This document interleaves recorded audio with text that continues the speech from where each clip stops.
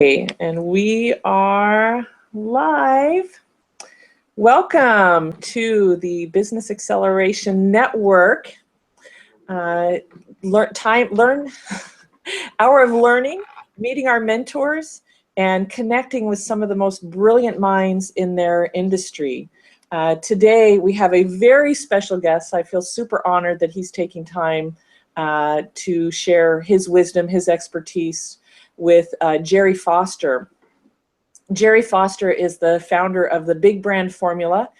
He's known as the brand evangelist.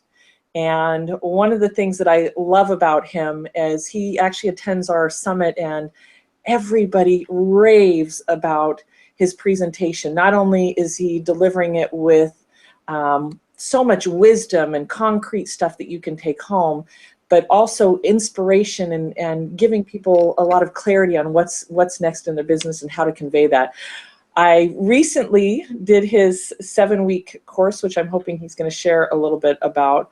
And during this time, wow, I see why strategic branding is so important in the beginning, and how out of all the businesses I've run, I probably could have had quicker results had I taken some of his wisdom to heart at that point.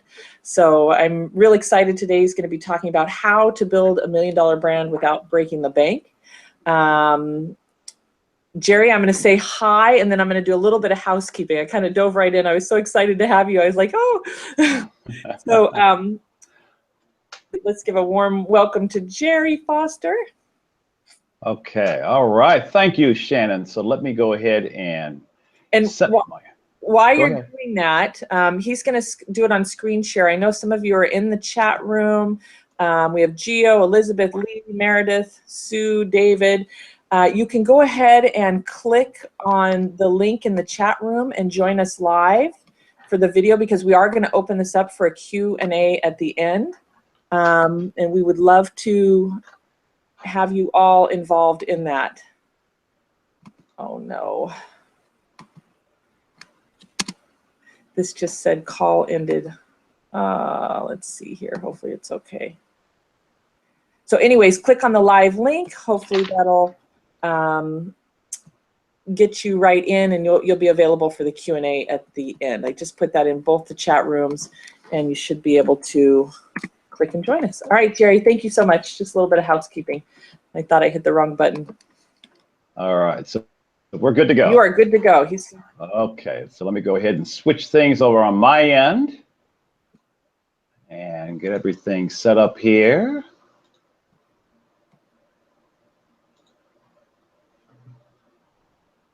Perfect. Okay. Okay, welcome everybody to my presentation on $1 Million Branding, how to create $1 million brand, an incredible brand without breaking the bank. And my name is Gerry Foster, and I'm just hyena happy and peacock proud to be here to present this presentation. And I just really want to welcome you, and I know how much it takes to carve time out of a busy schedule to attend a webinar, so it means a lot to have you here, because we're going to talk about this thing called your brand. Now, that word gets thrown around a lot, so we're going to have some clarity around exactly what it means to have a brand. But the main issue, though, is why am I giving this presentation? Why this topic? Why is this such a important thing to discuss as a small business owners? Well, in a nutshell, in my work, and I'll share with you a little bit about my background in a moment, I discovered that there seems to be 3 primary branding problems that most small business owners are facing, regardless of whether or not you are offering a product, a service, in terms of your expertise, your skills, your talents, your abilities. It doesn't matter how long you've been in business, if you are new to business, if you are a veteran, it doesn't matter what color you are, what age you are, what sex you are, what side of town you may be from, whatever your journey has been, regardless of your situation. What I've discovered in my work with so many small business owners is that there seems to be 3 problems that everyone seems to be facing in this whole thing called their brand. The first problem is this. So many owners are getting lost in the crowd. Write this down. Unless I'm standing out, I'm invisible. The key today is to do everything that you can to stand out, get noticed, and be remembered for offering something so incredible, so unique, that you can then be rewarded for your individuality. And what we're finding is that on the part of the consumer, there doesn't really seem to be the ability for them as a potential customer for you to discern what separates one business from another. And so consequently, a lot of small business owners have products and services to offer that end up, in many respects, to be like a giant blur. They're not getting noticed. They're not standing out from the rest of the crowd. The second problem is with the buyers themselves. And that has to do with, write this word down, a resistance to switch products or services. A resistance to switch over. I'm sure that you've experienced a situation where you're talking to a potential customer and they say something to you along the line of, well, I already know someone who does what it is that you do, or I'm already working with someone like you, or I've come across a product like yours before and I've got something else in mind, or I've got a vendor, I've got a supplier, I've got a whoever or whatever, and I'm not changing. My mind is made up and you can't convince me otherwise. And so one of the biggest challenges for any owner is to get that person to realize that, wait a minute, there is another option that you should be aware of. There is another product or service that can be far different and better than the one that you currently have in mind. And so your goal has to become to not only get that person to separate from whoever or whatever, but you want them to get a divorce, right? You want them to literally come over to you. And that's a major problem, which is that resistance on the part of so many consumers to make that switch because they're afraid.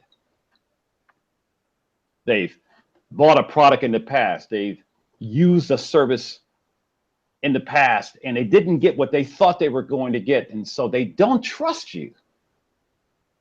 It has nothing to do with you personally. It just simply has to do with the fact that they don't want the past to repeat itself. So there's that natural born-in resistance. Along with problem number one, which is you may not be standing out and getting noticed like you want. And the third problem is that in our densely crowded, everybody's busy, short attention span world, it's getting more and more difficult to be noticed, remembered, and desired, which is the goal of any brand. Think about it. Everybody's busy. What is it? When someone lands on your webpage, I think the current statistics are that they may only stay on your page for 15 seconds, maybe 30 seconds before they decide to go somewhere else. So here you are, you've got this great product, you've got terrific skills to provide someone, you want them to come to your website, for example, and they're not staying there, or you're trying to get a hold of that person by telephone, or you're trying to connect with them through a text message or by email, and you can't even get that person to take the time to listen to you because they've got so many things that are going on in their life. It seems sometimes to be a mountain that's hard to overcome. So what we're going to be talking about is how to overcome those problems. Now, before I get into how you can overcome those problems and others, let me just tell you a little bit about myself and how I got here, because I know for many of you, you may not be familiar with me. And for those of you who are familiar with me, perhaps you've seen me speak somewhere, or if you listened to one of my programs on big branding. But let me just tell you a little bit about myself, how I got here, and what qualifies me, if I may. See, that's me right there. Yes, that skinny kid in that photograph is still skinny, okay? Now, this photograph was taken many, many years ago because I was born and raised in Detroit, Michigan, where back in the day, Detroit was the motor city. The auto industry was booming. Motown music was blasting. Detroit was the 5th largest city in America. And this particular photograph was actually taken on Christmas morning. And I'm holding in my hand an album, an LP from one of my favorite groups that were part of the first brand I was exposed to called Motown. And that album happens to be from a group called the Four Tops. And for those of you who may be too young, I'm standing next to something called a record player, okay? You can Google it and find out exactly what a record player is. However, I share this photo because the Motown brand was the first brand that I was exposed to as a kid. And so it lit the fuse and my whole fascination with this thing called branding. And so I ended up going on to college. I went to the University of Southern California, USC, where I earned both my bachelor's degree and my master's degree, my MBA, in marketing with deep study in branding, graduated with honors, the whole 9 yards, and that's me on graduation day standing next to my proud mom. And after I left USC graduate school, I went to work for the company who more or less invented branding, and that's called P&G, the Procter & Gamble company. When I was at P&G, I worked in branding as a brand strategist, and I helped grow some of their major laundry brands, Cascade, Aero Liquid Laundry Detergent, and then I also worked in the citrus juice and drink industry for several years. And then I also found the time to teach branding, marketing, and advertising in the evenings and on weekends at 4 major Southern California universities. In fact, I was actually an adjunct professor at these universities where I taught for 10 straight years. And when I say 10 straight years, I mean every semester. I never missed a semester in 10 years. Now, what happened was one day I decided that I was going to go into business for myself. And I actually started my company full time. And I had this passion to just want to work with small business owners, to show them how to put together a brand that could just make incredible things happen. And I started my company full time in 1985. Yes, I was 10 years old, as I like to tell people. And what I do now is that I help small business owners create a big brand and a strong message that sells so that you as an owner can excite, ignite, and delight your market, even if your budget is small. And that's what I do. And notice the words in gold, right? Excite, ignite, and delight, because your primary objective as an owner is to put something out into the marketplace that people get excited about. I mean, they are turned on. They are lit up. They are delighted with what you are saying and what you are offering and how you are expressing yourself and what you're willing to promise and all the things that go into a strong brand. And so my mission, just so you understand my heart and what my work is about, is that I support owners like yourselves in creating exceptional brands that make an exceptional difference so you can live an exceptional life. That's why I do what I do. And I'm very proud to say that in the past 30 plus years, I've actually helped over 100,000 small businesses from over 600 different industries with their branding. And I'm based in Los Angeles, California. And in 2008, I was actually recognized by the city of Los Angeles, where they had a big proclamation for me, and they declared me as Gerry Foster, the father of business in the city of Los Angeles. Isn't that incredible? And if you were to read that proclamation, it says that they just wanted to thank me and acknowledge me for my tireless and faithful work with small business owners. Now, I say all this to say this, not so much to impress you, but to press upon you about this whole thing about how you can have an amazing brand and to understand that it's not something that requires a lot of money on your part. It's actually a system. And I just happen to be someone who has devoted his life to this whole thing called how do you take your gift to the world, your product, your expertise, and have it shine brightly above the rest of the competition. That's what it is that I do. And let me just say one more thing, if I may, about my background, because I always love to tell this story. I was at an event about 20 years ago or so, and there were like 300 people in the room, and they said, stand up if you're in the same field that you majored in college. And I stood up with 2 other people. Isn't that incredible? Yeah. 2 other people. And I say that because my entire adult life, going all the way back to college, has been about branding. I love everything about branding. I live and breathe branding. I've never done anything else but this. And in fact, I read somewhere recently that the average American changes their job or career something like 10 to 12 times or in their lifetime. I've never done anything else but branding. This is what I live for. And so when I have an opportunity like this to share with you what I have discovered that works and what doesn't work for so many small business owners across North America, I always get excited about this chance to provide that to you. So here it is right here. These are the steps to creating your own big brand. You first have to determine what is it that becomes the purpose of your work. We're going to talk more about that later. Second is how do you differentiate yourself? Because you were born to stand, you were born to stand out and not blend in. Write that down. I was born to stand out, not blend in.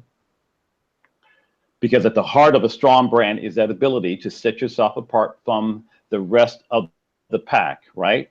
And then the third step is to identify what's called your brand community. Because great brands are built by a community known as your fans, your followers, the faithful, the ones who become what's called your avatar, because they appreciate what it is that you have to offer, and they buy it, and they become your best advocates because of the value that they feel you offer. The fourth step is to find something called your brand DNA, which means to make sure that you look upon your product or service as your own secret recipe, your special recipe, that thing that you offer, that mix of skills, talents, or abilities if you have a service business, or that mix of the parts and the machinery and all the things that make up your product. Whatever it is, you have to find what your DNA is and build your brand around that so that you can say to the world that you have what's called a one-of-a-kind brand. Write that down.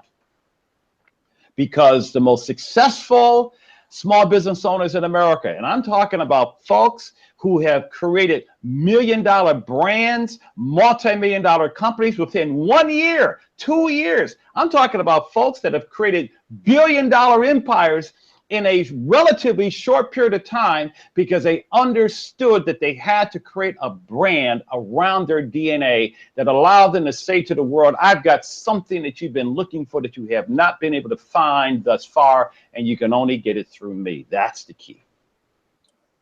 And once you nail down what your DNA is and you birth your brand from that, the fifth step is to be able to speak volumes without saying a word, which means to make sure that you're making the right impression with your brand visually. And then in number 6, you want to make sure that you affirm what's called your wow, because your brand has to have wow impact.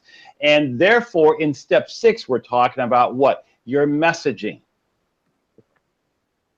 So you could say that steps 5 and 6, write this down, is about nailing down what's called your brand identity. And you want to have a compelling purchase identity, which means that your voice to the world, which is your messaging, along with your face to the world, which is your image, is congruent with who?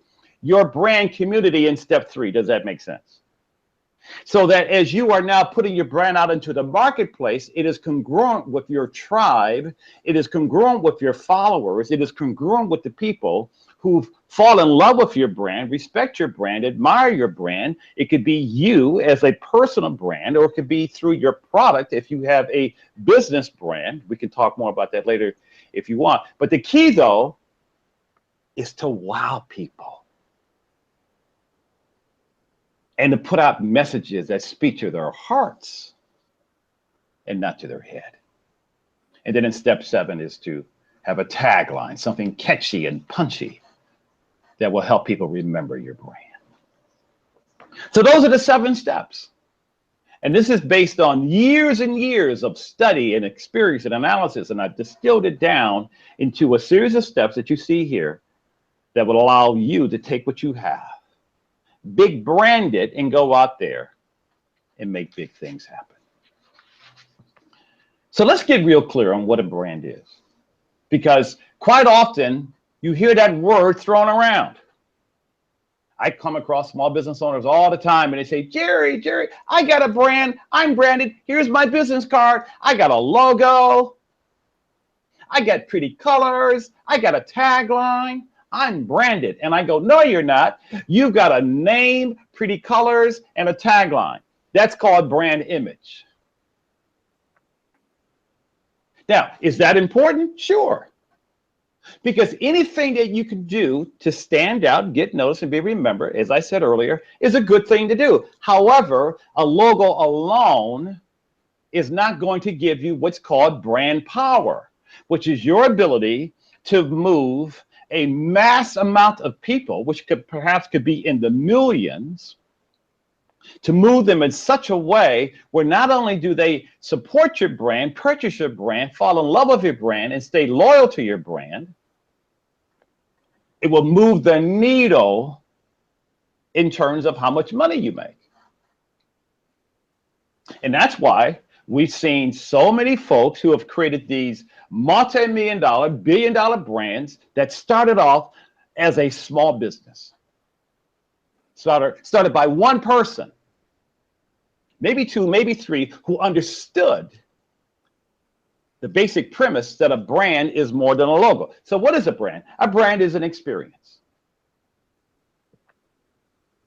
It's an experience where you are telling your customer that they are going to receive something through you and only through you that is going to literally knock their socks off. So the question becomes, how do you want to define that experience?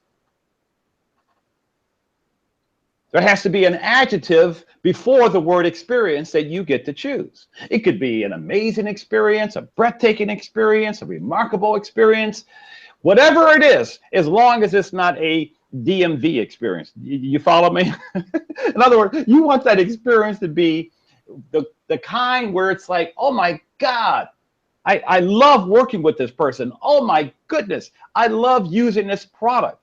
That's how great brands are born. And quite frankly, that's why there's so much brand preference. Some of you may prefer to pick up your iPhone as opposed to an Android. You prefer to go into Starbucks as opposed to a 7-Eleven. You may decide to lace up your Nike sneakers as opposed to Adidas. You may decide to go into Subway as opposed to somewhere else for a sandwich. My point is that each and every one of us, just as consumers, have what's called brand preference. And the reason why we have that preference is because we love how those brands make us feel. And so your job right now is to start thinking and asking yourself, gosh, how do I want people to feel about my brand? Interesting, isn't it?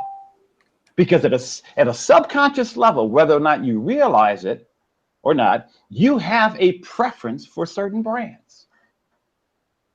When you wake up in the morning and if you take a shower, you've got your favorite brand of soap. You then use your favorite brand of toothpaste, your favorite brand of deodorant. You get into your branded car, you go to your branded bank, you go to your branded store. All of us have brand preferences. So the opportunity, though, is for you to be able to define what that experience is going to be for you. And when you start to think about it, that cannot be accomplished just through a logo. So make a promise, a pledge. Make the decision that you're going to give your customers.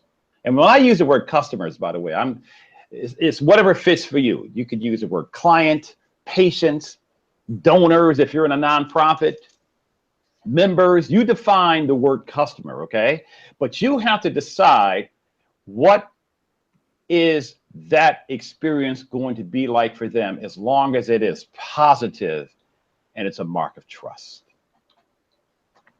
But it means, though, that you have to go about all of this in the right sequence. There's an order to this. You know, it's funny because in my work over the years with thousands and thousands of small business owners, and I do that today. I work exclusively with solopreneurs, entrepreneurs, mom and pops, independent contractors, independent professionals. I only work with small business owners. And one of the things that I have discovered is that so many owners are out of sequence. They're putting the cart before the horse.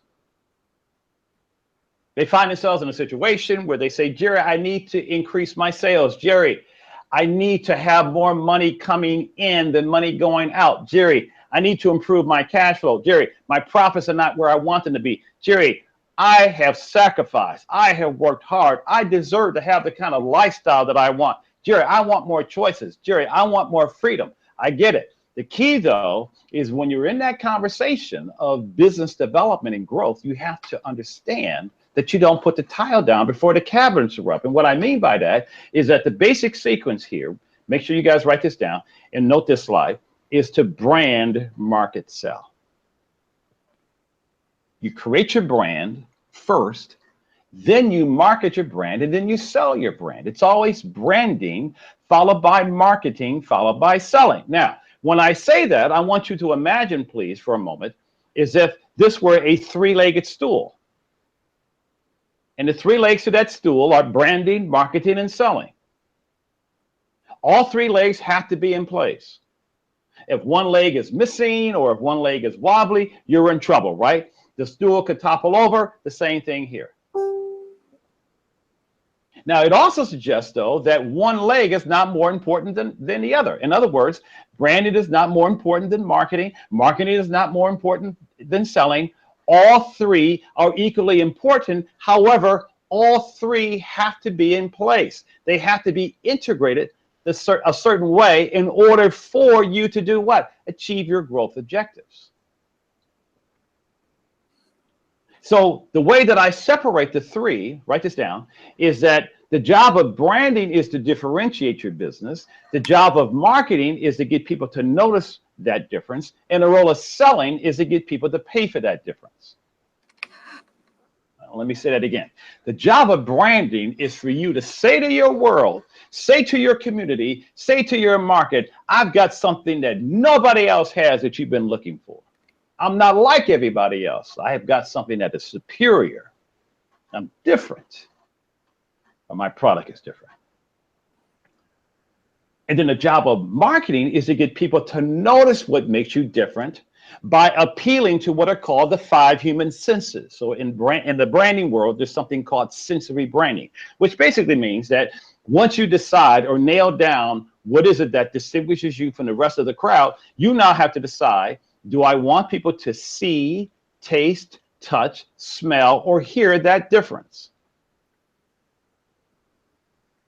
And this applies whether you have a product or a service, because with the internet, there's a lot that you can do in terms of getting people to do what? See your difference through your videos, through your messaging, through your images. So don't just think that a brand is a product. No, some of the greatest brands on the planet are personal brands. Dr. Phil, Dr. Oz, Oprah, Martha Stewart, Susie Orman, Rachel Ray, right? The list goes on and on and on. Now, those are, quote, celebrity brands. However, they illustrate the point, right? Now, once you decide on how you're going to utilize marketing to get people to notice your difference, the job of selling is to then get people to pay for that difference. As I like to put it, branding will get you known, marketing will get you found, and selling will get you paid. And what hurts so many small business owners is that everybody wants to hurry up and get to the selling stuff. Oh, Gerry, if I could just get in front of people. Oh, Gerry, if I can just talk to someone on the phone. Oh, Gerry, if I can somehow find a way to get someone to come to my website, if I could just get someone to not only land on my website, if I can get them to take the actions that I want them to take once they get there, Gerry, I feel that once that happens, man, I can sell them. I can close them. I can convert them into a paying customer. Oh, hold on a second. Wait a minute. Well, what about your brand? Oh, no, wait a minute, Gerry. No, you don't understand. It's the marketing. I love the shiny objects, right? I want a social media campaign. I want a great looking website. I want to make sure that I'm putting up some cool videos and I'm podcasting and I'm doing all these different things. Wait a minute, hold on a second. What's your brand? Why you? Why should someone prefer to do business with you? See, my friends, there's 4 phases to brand development. It's very much like building a house.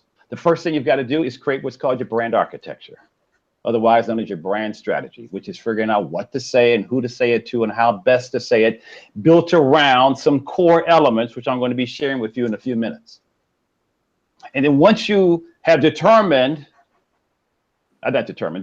your brand architecture, which means that you are willing to do the foundational work, roll up your sleeves, get into your business, take a look at what really is going to make up your brand in terms of all the distinguishing qualities, all the defining characteristics, all those things about the product or service that allows you to say that you've got exactly what your market has been looking for that they have not been able to find, because you're making a promise, you're saying things the right way in a compelling manner that entices and engages and connects with people. Once all of that is done, now you can move to phase 2, which is called brand building. So you're moving from, watch this, you're moving from brand architecture or brand strategy to phase 2, which is called brand building. And that's where what? Your marketing gets developed.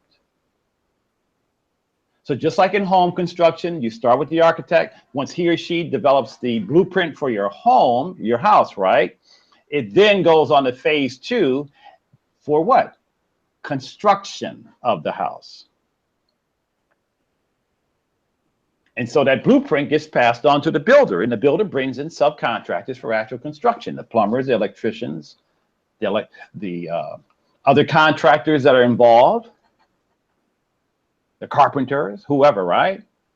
So in the brand development world, in phase 2, my version of plumbers, electricians, and carpenters and the rest of them are marketing people. So this is where your website then gets developed, your social media, your podcast, your videos, your search engine optimization, your online marketing programs to drive traffic, publicity, and anything else.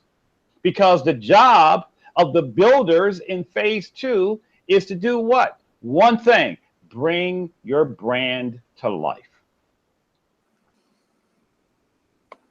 through creative development. But the key, though, is that they then have a blueprint to follow. They've got something from the architect that allows everybody to be playing from the same sheet of music, which means that they're looking at your business with the same map, through the same lens, with the same compass, And now you have what's called brand congruency or brand synergy. And so what happens is that in the absence of a blueprint to follow, most marketing people, you want to know what they'll do in phase 2? They will do their own thing. They'll come back at you. I got some ideas. Why don't we try this? I got a gimmick. I got something here. Try this, try that. Boom, boom, boom, right? And it often doesn't work because it wasn't based on a blueprint. The foundation was not put in place. The concrete wasn't poured. The steel rods are not in place. There's no studs in place. And the way that you get that foundation is phase 1, and that's your brand strategy. And then once the creative work is done in phase 2, then you go to phase 3, which is called brand execution. So now you're out there doing what? You're marketing and selling. You're getting leads. You're getting conversions. You're getting paying customers. You're making more money, making more of a difference. You're happier, happier, happier. And then you go to phase 4, which is called brand management, which means you're managing your brand daily, weekly, monthly by the numbers to make sure that it's working. So the 4 phases are brand architecture, otherwise known as brand strategy, phase 1, to phase 2 called brand building, phase 3 brand execution, phase 4 brand management. So people get in trouble when they hurry up and want to get to phase 3, or they get so excited about the shiny objects of phase 2. And I can't even tell all of you how many owners I've come across who had said things to me like, Gerry, you are so right. I have wasted more time, more energy, and more money on marketing stuff that did not work. And one guy said, Gerry, I got 2 black eyes and a bloody nose to prove it.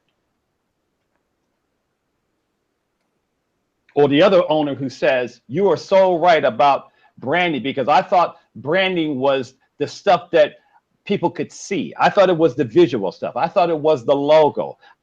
I thought that that's what it meant to have a brand, was stuff that people can see. And I had this one guy, he said, he started laughing. He goes, no, Gerry, you are so right, because I can get someone to do a logo for $50. And this other guy goes, I can go on Fiverr.com and get it done for $5. Hello? If it were that easy, we'd all be rich, right? So it's this whole thing of what is it that is going to move the needle? So what I'm going to share with you is how to move that needle. I'm going to share with you what I call the 12 tenets of a big brand for customers, cash, and continued growth. If you look at some of those logos that are on the screen right now, well-known,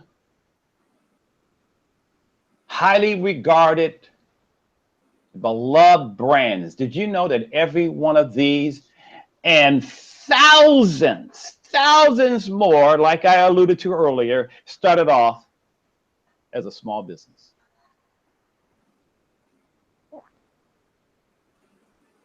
They weren't created in a lab. They weren't created by some Fortune 500 company. Now, are there brands like that that get created in a lab? Of course there are. But in this wonderful free enterprise system that we live in here in America, we are able to take our gifts or take our products and create something that can truly go out there, rock the world, and be hard for the world to ignore. And so I'm going to share with you what those tenets are. I'm going to show you how to brand like the big companies do, by providing you some key big branding principles, methods, and approaches that you can apply to your small business. And again, it doesn't matter what you sell, a physical product or expertise. It doesn't matter what your background is. It doesn't matter where you are right now, how long you've been doing what you do. None of that matters. What I'm going to be sharing with you in this presentation will apply to each and every one of you. And I've got some goals here. I've got 3 primary goals from what I'm about to present. Number 1, I'm going to make sure that each and every one of you learns how to quickly and overcome those three problems that I alluded to earlier. Not standing out, coming across people who are indifferent to you, people feeling as if you don't have anything that separates you from the rest of the crowd. I'm going to make sure that you are able to overcome the three problems and probably some other problems that I haven't even mentioned that may have to do with your brand not doing what it is that you need it to do. Now, if you look at that second bullet point, I assert that each of you are probably at one of three places in this whole thing called branding. Some of you may feel that you want to create a brand from scratch, because there's a big difference between providing a service, a skill, a talent and ability, expertise, or a product. There's a big difference between providing and offering a product or a service as opposed to providing or offering a brand. They're not the same. Because when you are presenting a brand as a small business owner to the marketplace, there's a certain way of presenting yourself.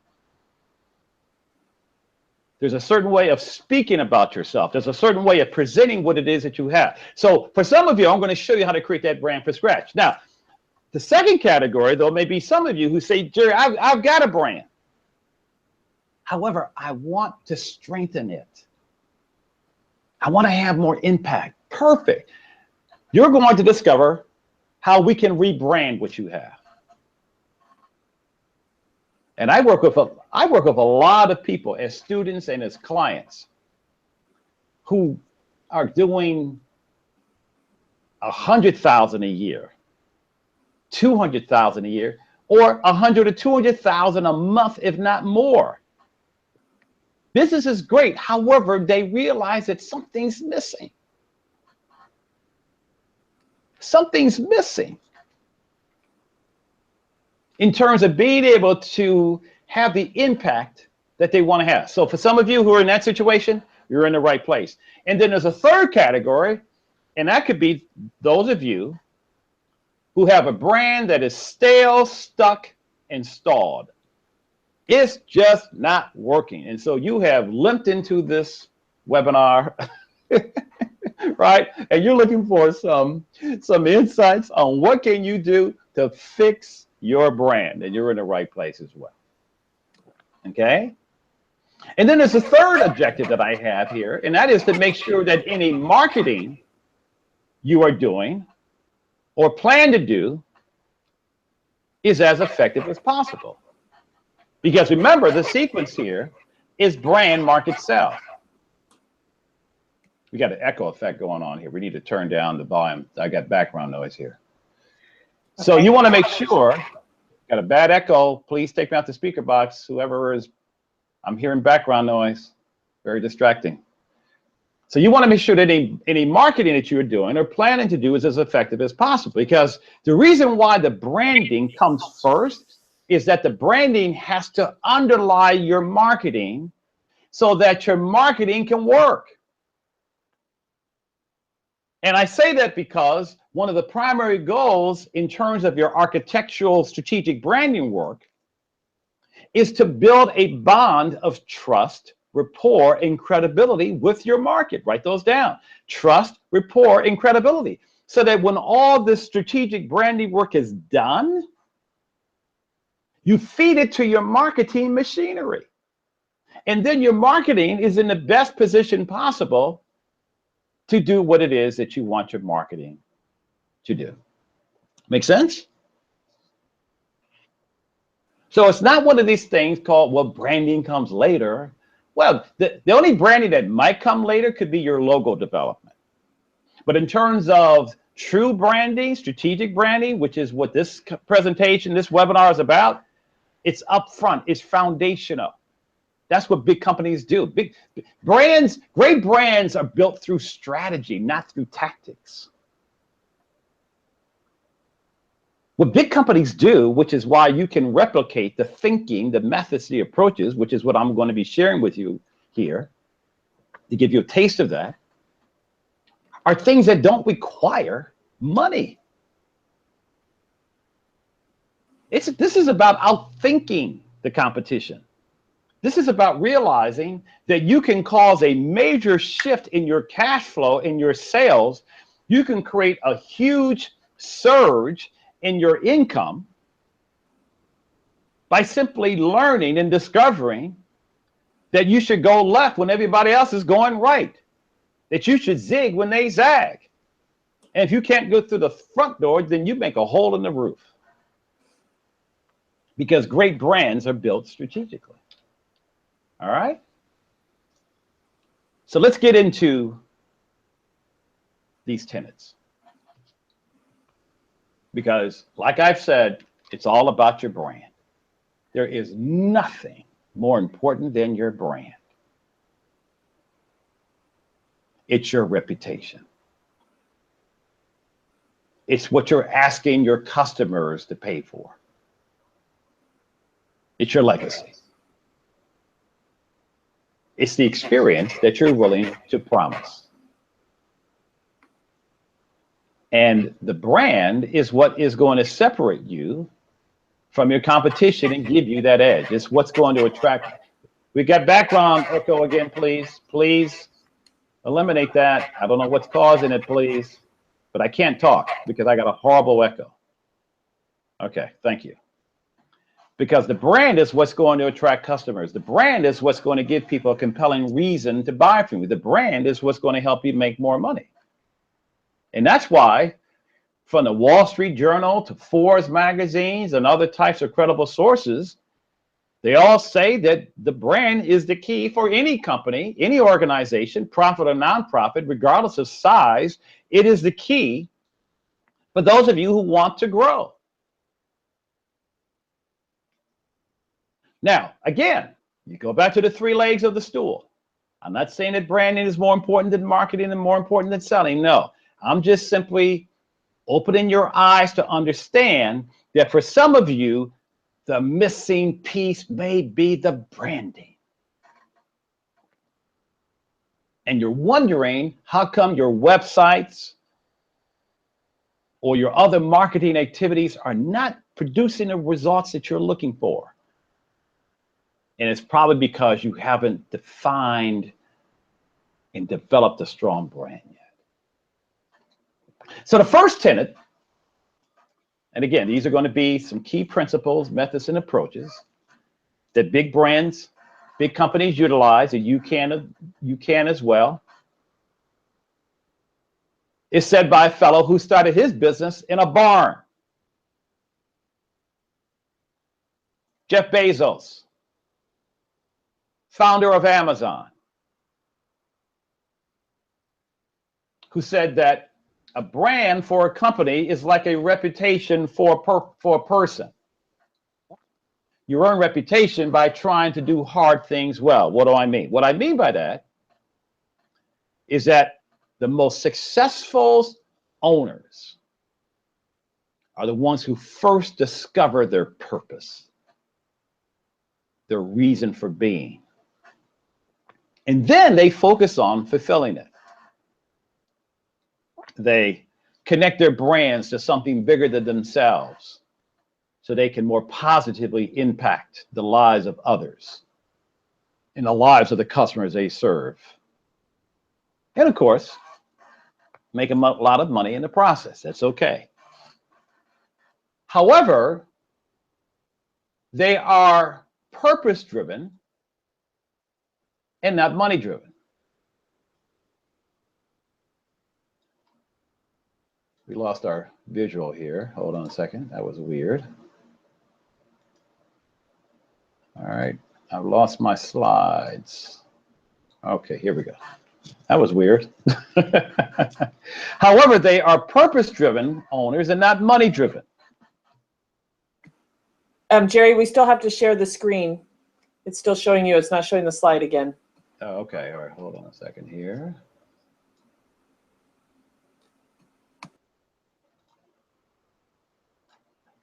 All right. And so I just want to let everybody know that we're going to be a little bit longer than normal. I didn't put an end time on it. We still want to open it up for Q&A. I know it's 10 minutes to 4 now. This is awesome, Gerry. Thank you so much. Oh, you're welcome. Okay, here we are. Okay. So here's the basic point on this slide. I'm always inspired by what Gandhi once said, which is, he said, "Be the change you wish to see in the world." And what I've discovered is that what all these multimillionaires and billionaires have in common is when they're asked about their success, they all start with, they knew what their purpose was. They had a mission, but not your typical corporate vision and mission statement, but one that spoke more about the impact they wanted their brand to have. They spoke about the futures that they wanted to create. They spoke about the bigger, brighter futures that they wanted their customers to experience. And it seems as though that when you are able to connect your work, when you can connect your business to a higher calling than simply wanting to make a lot of money, it allows you to wake up each and every day just alive and alert, because you know that you get to do what you're supposed to do. You're doing what you're meant to do. You're doing what it is that allows you to go out there and make the difference that you want, and you feel more fulfilled, you feel more satisfied. So the first thing I would say is to get real clear on what your brand purpose is and express that through a compelling vision and mission statement. The second quality they have in common is that they are progressive with their brand. What I mean by progressive is to innovate, not imitate. Write that down. It's creating your brand to do, be, or offer something different or even unusual so that you can create insanely great customer experiences. You're adventurous, you're creative, you're forward thinking. Think for a moment, think Apple, think Google, think Dr. Phil, think Oprah, think Martha Stewart, for heaven's sakes. I mean, all of these brands started off small, as I said before, but one of the main reasons that they became mammoth big brands is because they prided themselves in staying ahead of the curve. And so if you stand in the place where you want to stay ahead of the curve, focused on delighting millions of customers, you're going to achieve and find long-lasting, phenomenal success. So it's about being progressive. Now, in the branding world, that means that you want to swim in what's called blue ocean market space, not red ocean. Now, this is based on a best-selling book. Some of you may want to pick it up if you haven't read it or heard about it before, called Blue Ocean Strategy. But the basic premise in Blue Ocean Strategy is that what has been discovered is that great brands make it a point to stake their claim and plant their flag in market space that nobody else is occupying. And these are areas that represent great growth opportunity for a company. And so what they decide to do is that they are going to navigate, innovate in competitor-free market space. Okay? And so as they're doing that, business starts to come quite quickly and quite easily, as opposed to swimming in what's called red ocean market space that is well explored, crowded with bloody competition. And so what we're finding is that so many small business owners, product or service, are swimming in intensely competitive, shark-infested market space, pretty much all saying the same thing, Because going back to one of the problems I shared earlier, the customer cannot discern how they are different than anyone or anything else. So for some of you, that might be an aha moment right there, which is, wow, am I in red ocean space where the perception on the part of my customer is that I'm generic? I'm just a jar of mayo? I'm looked upon as a piece of furniture? Because the moment that you're looked upon as being generic, you've allowed the customer to commoditize you, meaning that you're looked upon as a commodity. And the moment you're looked upon as a commodity, people are going to price shop you because they don't feel that you have any discernible difference. So therefore, you are what? You're lost in the crowd. You're blended into the woodwork. Not good.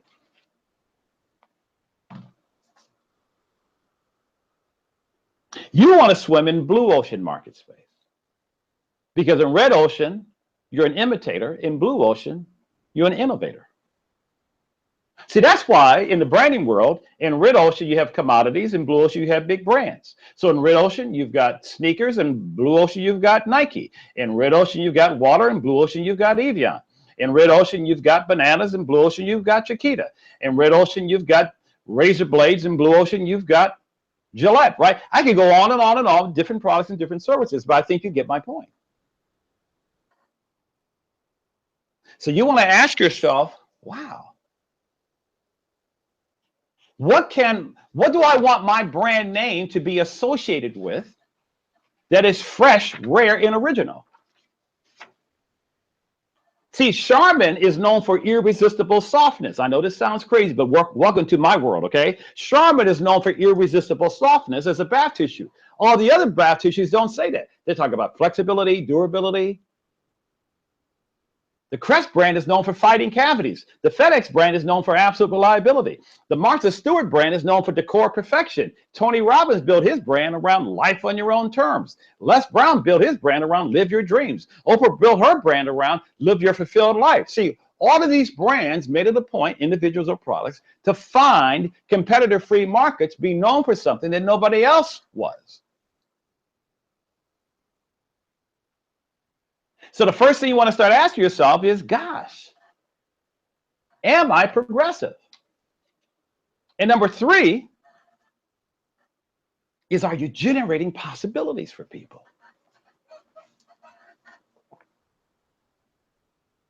Possibility is what lies at the core of a successful brand. Embracing possibility is one of my favorite big branding principles, because rapid sales growth can occur when you're willing to abandon any kind of quote unquote business as usual way of thinking. This is when you're willing to operate outside of what your customers are used to experiencing when it comes to your kind of product or service. And so if you are, because remember earlier on I said, what is going to be your special recipe, right? Build around your brand DNA. So if you serve up your services, if I come to your website, if I talk to you, and I feel that the way that you are presenting your services or talking about your product is very similar in nature to whatever or whoever your competition is, you're in red ocean market space. But what big branders do is they make the decision that they're not going to have what's called a Me Too brand. Instead, they're going to have, write this down, a Me Only brand, where you can say that my brand is the only humma humma that does bam, whatever that is. Hello. And the reason why my brand can do something that nobody else can is because of my secret sauce.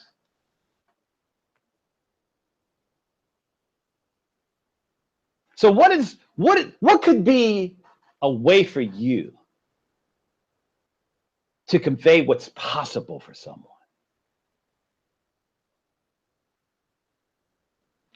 Write this down. I wonder if, and then fill in the blank.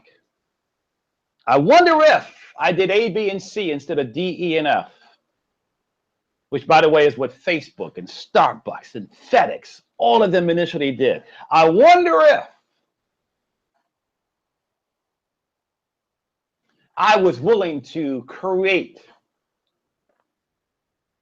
an insanely great customer experience. I wonder if I'm willing to redefine customer expectations. I wonder if I can convey more value than anybody else who does what it is that I do. I wonder if I could have the next $1 million, $1 billion brand. I wonder if.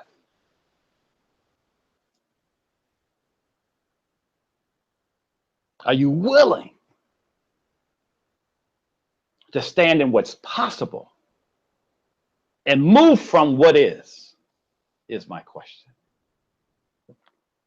And then what is going to be that secret sauce? See, here's the thing about that. Check this out. When you're talking to a buyer, they want to know two things. How are you different? Why are you better? How are you different and why are you better?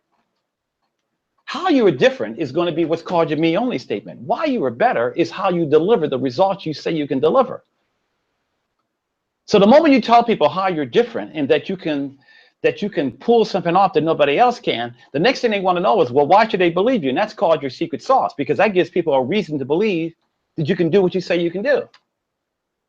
You remember Certs? Certs has Retsin. Whoa, right?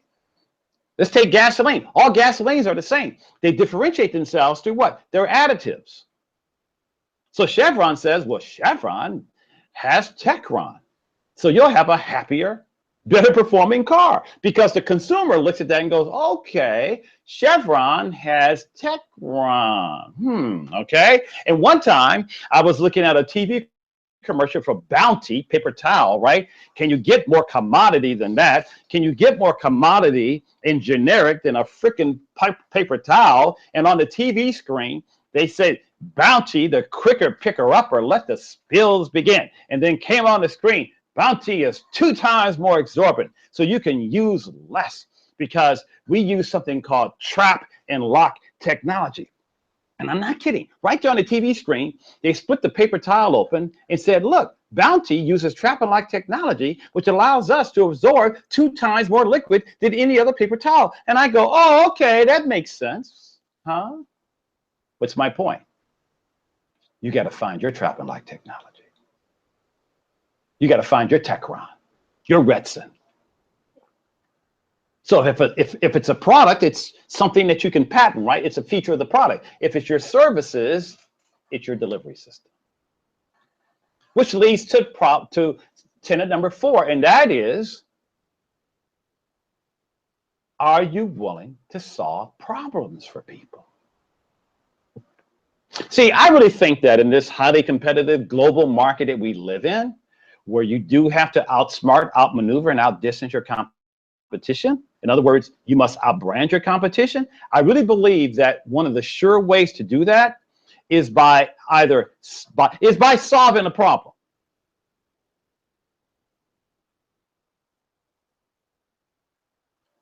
And when I say solve a problem, I mean solve a problem that your competition is missing, avoiding, or completely ignoring. Because what people pay for is, A, are you going to solve a problem that I have? I've got this painful, annoying, aggravating problem. Can you make it go away? Number 2, can you provide me a better result? Can you take me from where I am to where I want to be? Or C, can you perform a miracle? Or D, can you give me some kind of emotional payoff? I get to experience some kind of positive emotion, or I get to stop experiencing something negative. If I had more time, we'd get into that. But if you can find a problem that others are missing, avoiding, or completely ignoring, you could be the next Sarah Blakely, who you see on your screen, the creator of Spanx. Did you know that Sarah Blakely solved a reoccurring chronic problem that nobody else seemed to be addressing? Am I right, ladies who are tuning in right now? Did you know she created $1 million brand in 1 year? Year 2, she had a super brand, a household name brand. And several years after that, she was a billionaire.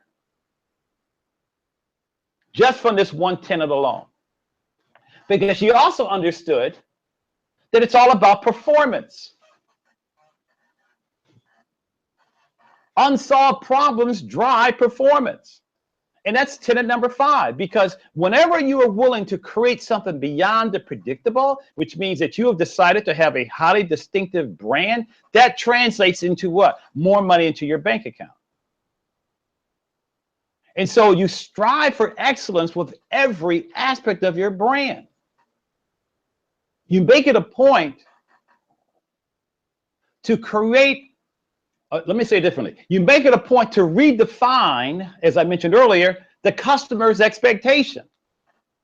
Now, I have what are called big brand heroes, and one of my big brand heroes is Sir James Dyson. And Sir James Dyson is a British inventor and industrial designer, and he's the one who invented the first bagless vacuum cleaner. Maybe some of you. He also invented what you see on the screen, and that's the Dyson Airblade. This is the hand dryer that we probably all wish was in every public restroom on the planet, right? So there was this interview with him about his approach to branding and inventing. Now remember, he's British, so he says, well, it's really quite simple. I simply take what's decent and I make it better. You get it? He takes what's decent and makes it better. What's my point? Listen, you've got 2 opportunities at this point. Number 1, you can come up with something totally innovative that's never been done before. Or 2, you can take what's already been done, which already exists, and put a better spin on it. Okay? That's done all the time. Which kind of segues into number 6, which is, how do you want to position yourself? I mean, think about the genius and the boldness in Sir James Dyson's statement.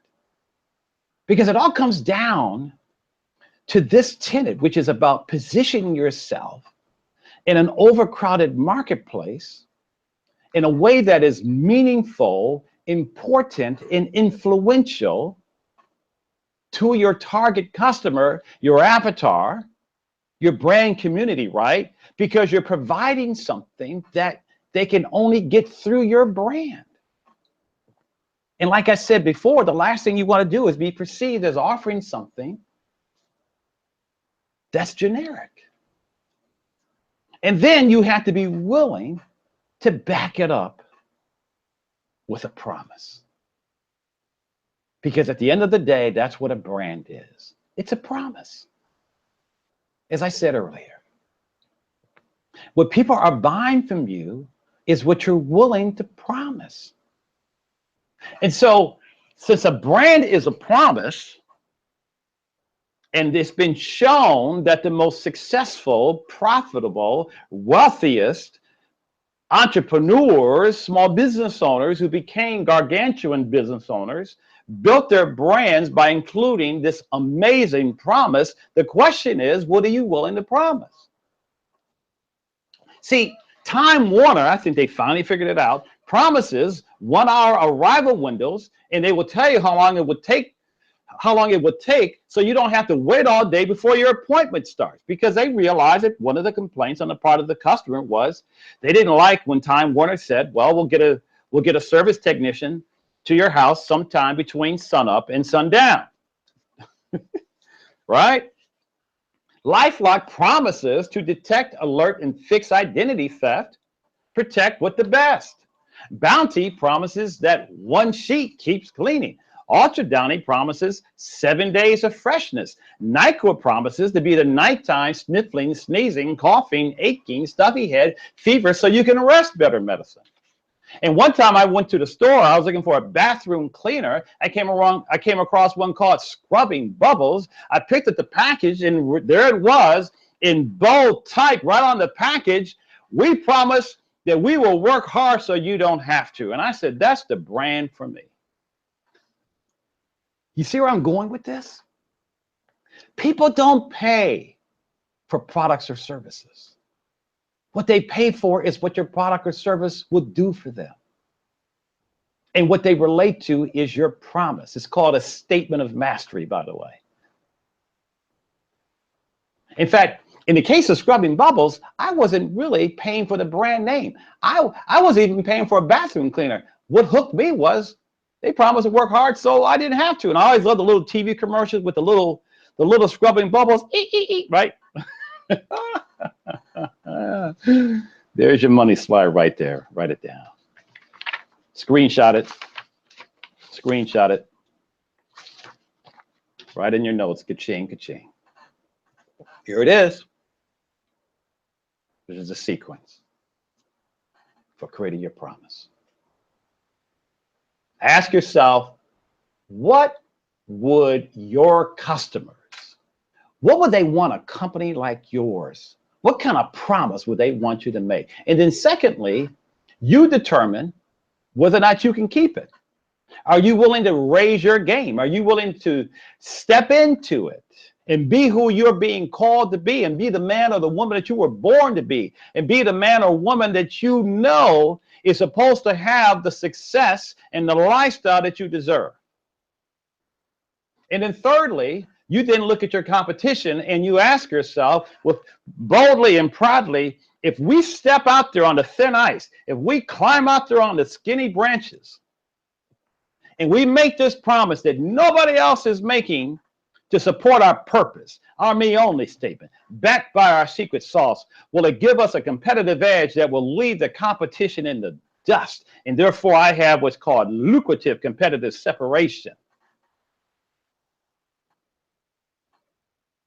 and all the money that you want. And then you package it. Now is when you think about, how do you want your brand to look? So you got to see the reality. The reality is we live in an era where it's like a raging storm of what seems like a zillion websites, millions of apps, blogs, and social networks, and an overwhelming number of products and services to choose from. And we all know that ever since the emergence of the internet, no longer is our competition the person down the street or someone within a few miles radius. Our competition is global, because we can go online and go wherever we want to go, anywhere in the world, to find what we're seeking. And so the visual stuff does come into play at this point, because you have to have, here's the technical term for those of you who are interested, from a scholar standpoint, branding scholar standpoint, this is called what is known as your brand identifiers. And identifiers are anything that you want to use visually to help you stand out and get noticed, so that you don't get trapped in this storm. So obviously, for most small business owners, especially those of you who are offering expertise, your key packaging is what? Your website, your videos, your blogs, all the things that are a depiction of who you are. But to make sure, though, that you are following the right sequence, pay careful attention to having your packaging convey the unique, that massive, extraordinary value of your brand, so they don't forget you. And then that puts you in the best position to start making money, or more money. Listen, I'm a purpose-driven guy. And people who know me, who have attended some of my live events, gone through some of my online programs, or work with me privately, they know that I'm a purpose-driven person. That's why they call me the brand evangelist, because I'm all about giving. And I'm all about value and content. However, make no mistake, we're all in business to earn a profit. Whether through a revolutionary idea, or your ability to do something better than anyone else, or you're saying, I've got an all-new solution. What the truly big brands in history have always focused on, along with being purpose-driven, is ringing that bell. That bell of sales, profits, and continued growth. And they make sure that they're built with passion. Passion. Passion, I feel, is what keeps us revved up, pumped up, and energized. Passion. Without it, I found that I run on empty. I could land in the poorhouse. If I think back to the early years when I was struggling, I thought I was losing my passion. See, part of inspiring and motivating someone to purchase your brand requires that you love absolutely everything about your brand. Because when you are so in touch with the value and just the difference that your big brand is going to make, your enthusiasm is going to extend throughout your brand and all of your communication platforms, your websites, your social media, your videos. When they come in touch with you, it's going to become so contagious that others will flock to your brands like bees come to honey. And that's why one of the things that's possible for each of you is to have business start coming to you instead of having you have to go after it. But you got to persevere. You've got to persevere. That ability to continue doing something in spite of difficulties, obstacles, or discouragement. To persevere means that you're going to be consistent, because when you're consistent, you can be persistent. And when you're persistent, you can break through buyer resistance. I found in my 30 plus years that when you're driven by purpose, focused on having very happy, pleased, and satisfied customers, you will indeed achieve success, dominate your market, and live a fulfilling life. And by the way, if you ever want to see a great film about perseverance in action, check out the movie Joy, starring Jennifer Lawrence. It's about the QVC home shopping network superstar, Joe Magano, who invented the Miracle Mop. And it became an overnight success in a way, quote unquote, because she was willing to persevere.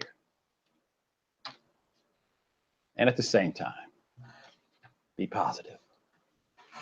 My friend, wherever you are right now,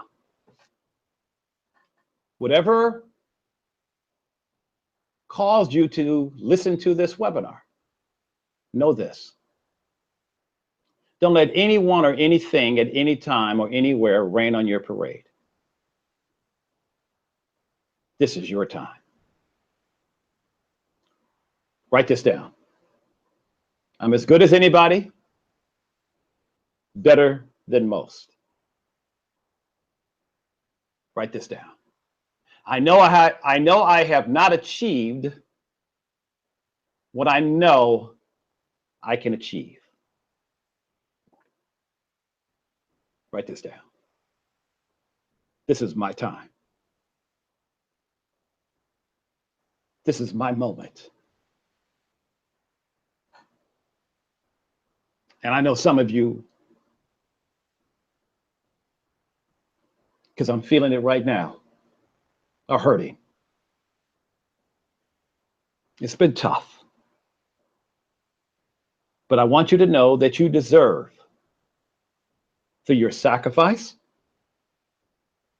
through what you've had to go through, you deserve to have a big brand if that's something that you want. And so, like Rachel Ray here, be positive. Perform at the highest version of yourself.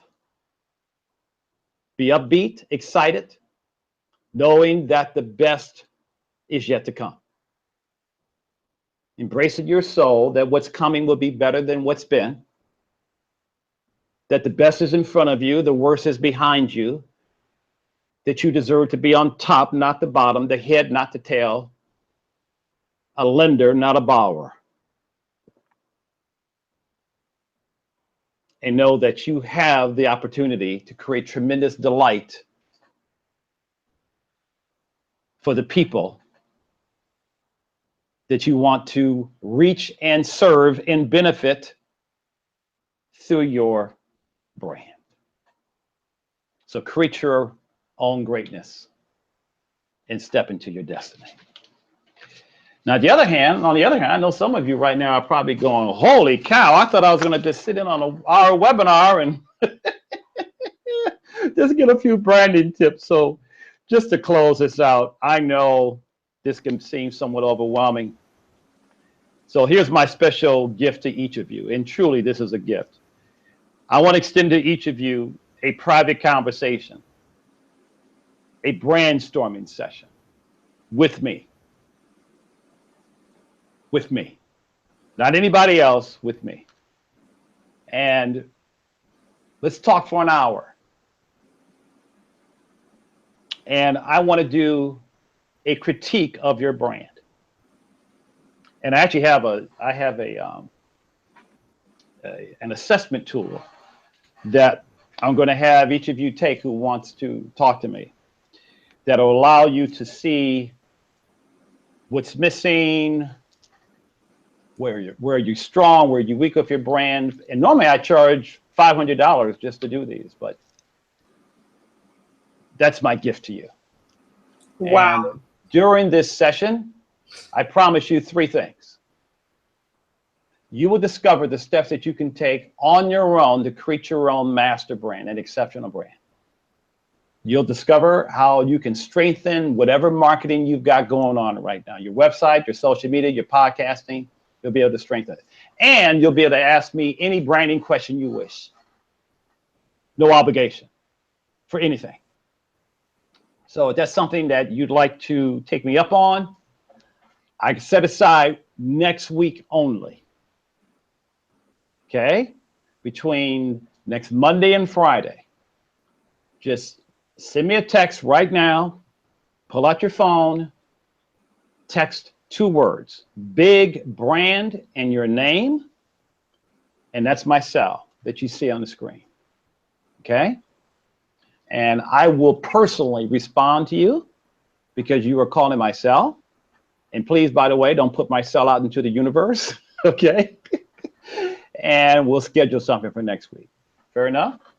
Okay. So thank you for your indulgence, and I hope you got value.